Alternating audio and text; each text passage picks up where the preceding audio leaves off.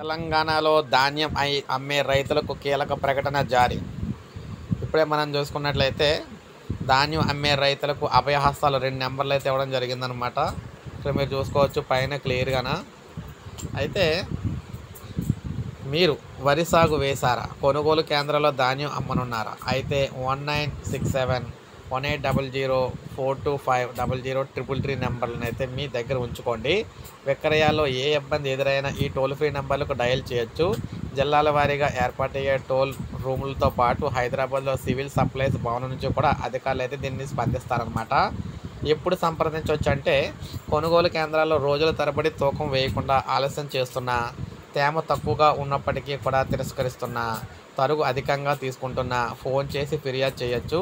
కాంటా వేసిన వడ్ల బస్తాలను రైసు మిల్లుకు తరలింపులో ఆలస్యమైన, లారీ నుంచి మిల్లర్లు దించుకోకుండా మీరు ఫోన్ చేయొచ్చు. కొనుగోలు కేంద్రాల్లో టార్పాలిన్లు, గన్నీ సంచులు, ఇక్కడ ప్యాడీ కవర్లు లేకున్నా ఫోన్ చేయొచ్చు.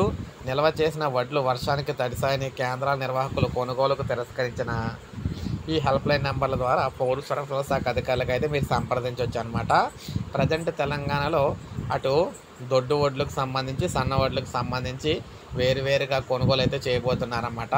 సో వీటికి సంబంధించి మీకు ఏ ప్రాబ్లం ఉన్నా కూడా ఇప్పుడు మీకు ఇక్కడ చూపించే నెంబర్కి అయితే మీరు కాల్ చేయొచ్చు.